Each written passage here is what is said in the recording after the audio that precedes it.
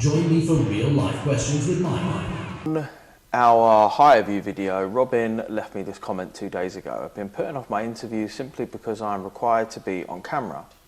I suppose it is similar to stage fright. I generally want the job I'm interviewing for. However, my nerves have me petrified. Can anyone please suggest how I can overcome this? So Robin, thanks for leaving the comment, and I wanted to make this video for you because you're not alone. A lot of people get really nervous during interviews, particularly if you've never done an interview before. The sensation of sitting in front of a camera and being recorded and there being some sense of expectation can really get on top of people. So I want to break down a process that I've used for years, particularly with people who find themselves becoming very anxious about the anticipation of the future. Now, first of all, there's an important thing which I just kind of covered, which is anxiety is worrying about something which could happen in the future, right? So what we want to do is whenever we're preparing for anything, including when we're preparing for an interview, is we want to start to break down the constituent elements in a way that we can practice it that will ease our anxiety because we have begun to anticipate and know what to expect in the future. And this is something that I borrowed a long time ago from sports coaching. So when you're being coached to do a sport, generally what will happen is the coaches will break down the individual elements of that sport. For example, if you're a 100-meter sprinter, they may break down the start, the first 10 to 20 meters, the middle, and also the end, and all the constituent parts which go in there. For example, how many steps does it take for you to cover 100 meters? But what happens is you have a fairly rigorous and logical approach to breaking something down, which when you put it all together, diminishes the sense of anxiety or nerves because you've practiced it so many times. So how do we go about this? Well, the first thing is just get used to speaking out loud. A really good way of doing this is, and you can download this for free down in the description below, I always get people to start off doing their personal introduction, which is tell me about yourself.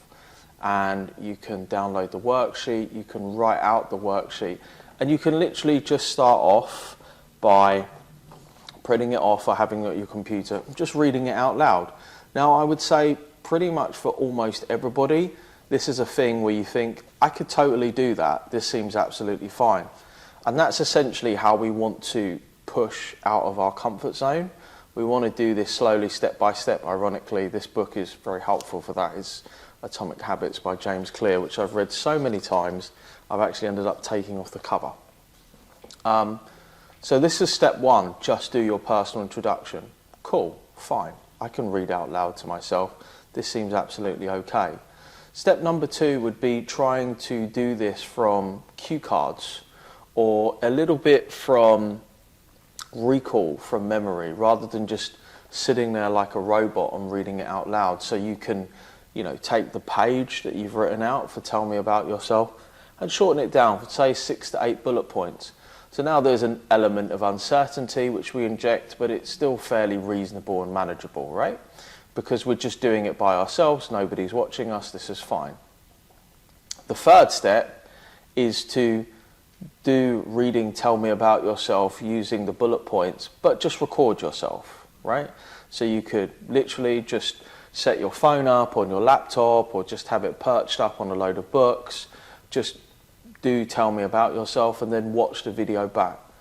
Now, a really interesting thing that happens is that the mind is a wonderful self-correcting mechanism.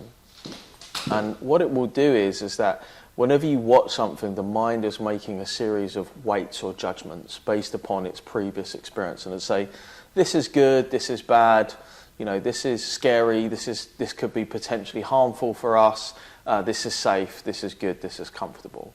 And by watching yourself back, you already begin this process of self-correction. Of course, you could, for example, book a session with a coach and they can correct you and they may be able to have a better level of distinction and knowledge based upon their experience. But you can also begin to do this yourself because you have a reasonable sense of judgment of what is a good way of presenting yourself or a bad way of presenting yourself. So we've gone through the first 3 stages, and this is all relatively innocuous. I think for most people, some people may begin to struggle with step number 3, but in this case, record yourself and then don't watch yourself back, and then maybe the next day do watch yourself back, or 2 days later. There's something that's really important to add, is that discomfort is good. And, you know, discomfort for me has always meant growth. Now, I say always, obviously when I was in my early 20s and I had, you know, my struggles of addiction, it didn't, you know, discomfort meant run away, I don't want to do this, it's really scary, you know, and that was the lizard part of my brain saying, we need to survive, this is uncomfortable, we may not live. And of course, everything's going to be fine. So there is an element of discomfort to be had within this. And this is fine, right? You can work yourself up to this, but the realization that really is good is that you get to the other side of it and think, nothing happened. So step 4 would be try to engage with some sort of audience online, but you don't need to say anything. Now, a really good way to do this is with meetups.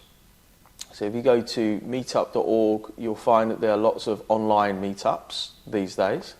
And you can join one of the meetups, but you don't have to say anything, right?